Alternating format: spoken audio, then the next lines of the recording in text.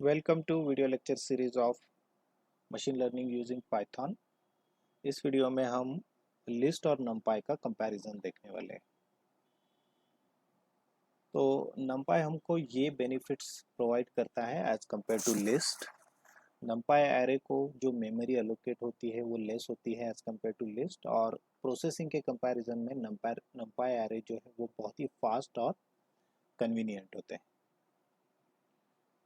तो ये आप मेमोरी रिप्रेजेंटेशन देख सकते हो पाइथन लिस्ट और नमपाई एरे का। पाइथन लिस्ट को जो मेमोरी अलोकेट होती है वो सिस्टम के एक्चुअल मेमोरी में आइसोलेटेड होती है। मीन्स अगर डेटा स्ट्रक्चर के केस में अगर देखें तो ये जो मेमोरी होती है ये काइंड ऑफ लिंक लिस्ट होती है। ओके, तो ये जो एरे यहाँ पर बन रहा है ये सभी उस लोकेशन को रेफर करेगा जो अलोकेट हुए हैं। ओके, तो इससे क्या होगा कि मेमोरी रिट्राइवल में टाइम लगेगा because the memory is isolated. और जैसे हमने देखा कि पाइथन की जो लिस्ट है वो किसी भी टाइप के वैल्यू को होल्ड कर सकती है, तो अलग अलग डेटा टाइप का जो ओवरहेड है वो यहाँ पर आता है। अप्रोक्सीमेटली 48 बाइट्स हर एक लिस्ट एलिमेंट ऑक्युपाई करता है मेमोरी के अंदर। वही अगर हम नमपाई की बात करें तो नमपाई का जो डेटा टाइप होता है वो न्यूमेरिक होता है, फिक्स डेटा टाइप होता है। नमपाई को अलोकेट होने वाली मेमोरी भी कंटिन्यूस होती है, उससे उसका परफॉर्मेंस जो है वो बढ़ जाता है।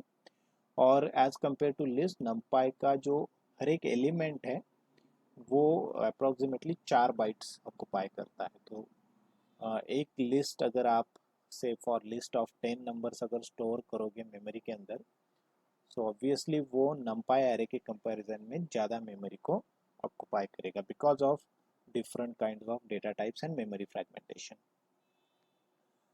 तो चलिए इस कॉन्सेप्ट को हम विथ एग्जांपल समझते हैं। तो यहाँ पर मैंने पाइचार्म एडिटर ओपन किया है। तो हम लोग देख रहे हैं साइज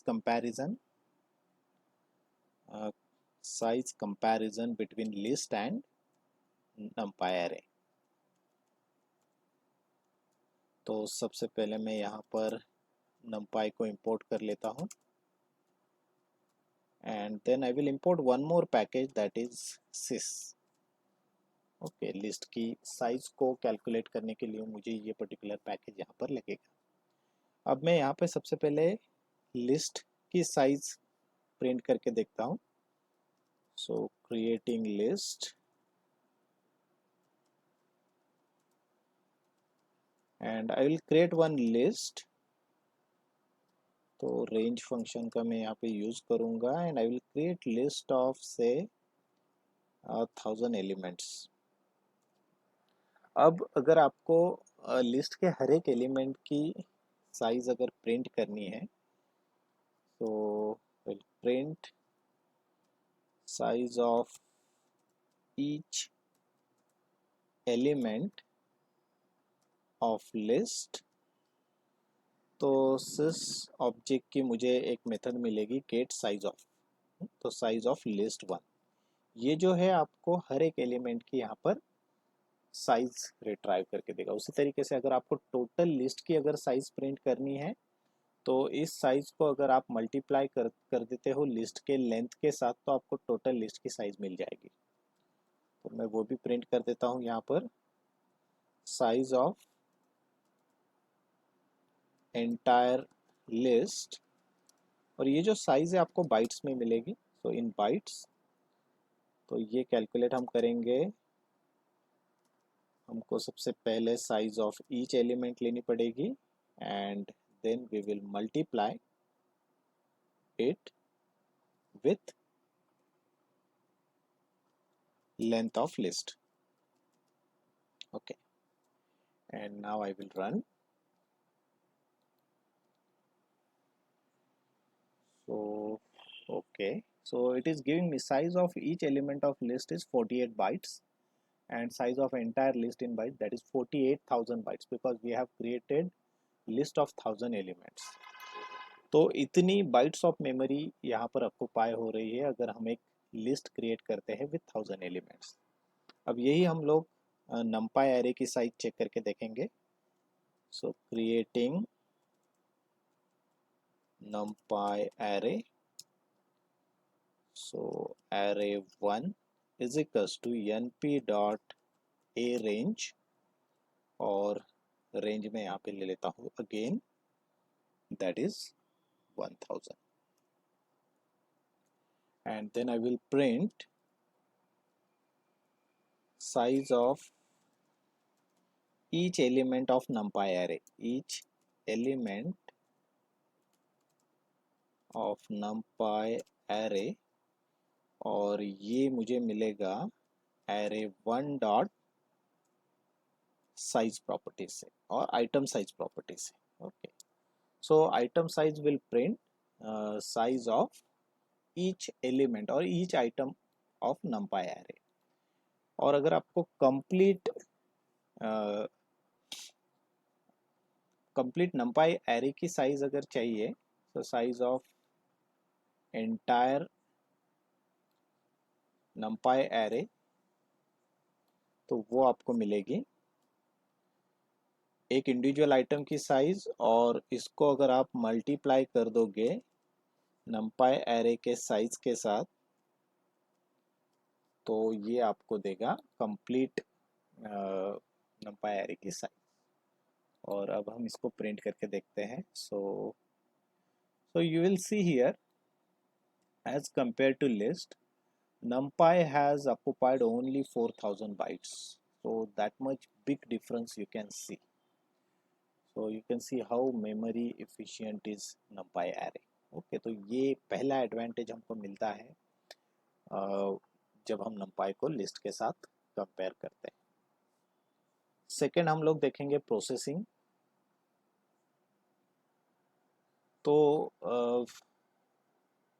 numpy array को प्रोसेसिंग के लिए जो टाइम लगता है वो काफ़ी कम लगता है as compare to list processing. Okay, तो इसको भी हम लोग एग्जाम्पल के थ्रू ही समझने वाले हैं। So I will create one more file here, new Python file, and numpy demo 2, and I'm comparing processing. Okay, and this time I will import numpy as np, and I will import one more package, that is import time. Okay, because we want to calculate time of processing list as well as numpy array। तो सबसे पहले हम लोग देखेंगे कि list को process करने में कितना टाइम लगता है। तो यहाँ पर हम लोग दो लिस्ट बना लेंगे। So I will first write creating list. तो सबसे पहले मैं एक लिस्ट बना लेता हूँ, list 1 is equals to, and I will take one variable that is size. Size के अंदर हम साइज ले लेंगे say 10 lakh. Okay, and then I'll write list1 is equals to n, I'll use a range function, and इस size की मैं एक list बना लेता हूँ। उसी तरीके से एक लिस्ट 2 हम लोग बनाएंगे same size, and we'll do multiplication of list1 and list2, and we'll store that multiplication into one result list। और फिर इस मल्टीप्लिकेशन को कितना टाइम लग रहा है ये हम कैलकुलेट करेंगे। तो मल्टीप्लिकेशन मैं कुछ इस तरीके से कर लेता हूँ यहाँ पर, फॉर a कॉमा b इन, दोनों लिस्ट को मैं जिप कर लेता हूँ, लिस्ट 1 कॉमा लिस्ट 2, जिप करके आप उनको इटरेट कर सकते हो, और जैसे ही आपको a और b मिलेगा उसको मल्टीप्लाई करना है। सो a इंटू बी, एंड जो मल्टीप्लिकेशन का रिजल्ट है उसको लिस्ट में स्टोर करना है। तो ये एक ही लाइन में आप इसको इस तरीके से लिख सकते हो। ओके, अब ये मल्टीप्लिकेशन शुरू होने से पहले का टाइम मुझे रिकॉर्ड करना है। तो मैं एक वेरिएबल ले लेता हूँ, start is equals to time dot time, और एंड टाइम भी मुझे रिकॉर्ड करना है, so end is equals to time dot time. और अगर एंड में से स्टार्ट टाइम हमने माइनस कर दिया तो हमको प्रोसेसिंग टाइम वहाँ पर मिल जाएगा। तो मैं प्रिंट कर देता हूँ यहाँ पर time taken to process list, और ये जो टाइम आपको मिलने वाला है that will be in second, so end minus start. Okay, so will see 10 lakh numbers, how much time list takes to process. So you can see that approximately 0.21 second, it has taken 0.21 second to process this entire list. Okay, now I will do the same using numpy array. So creating numpy array, and I create array1 is equals to np dot a range.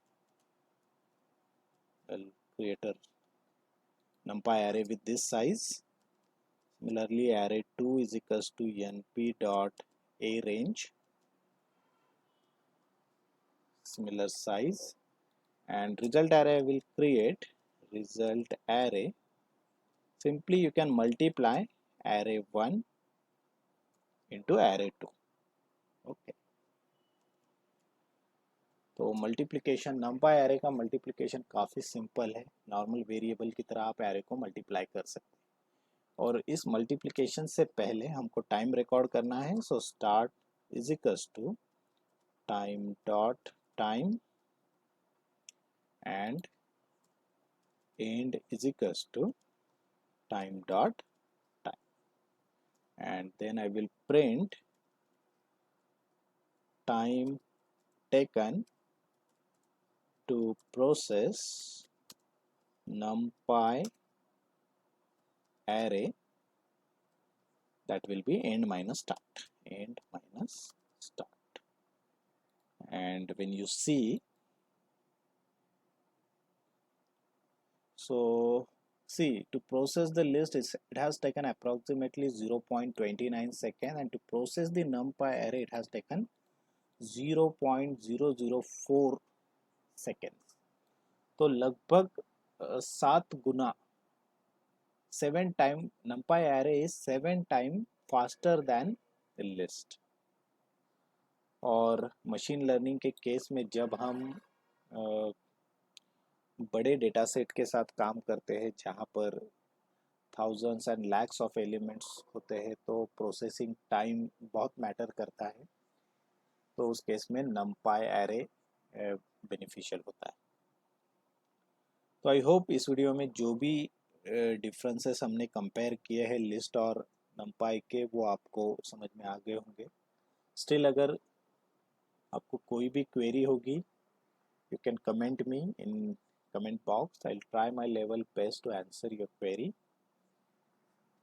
Thanks for watching this video.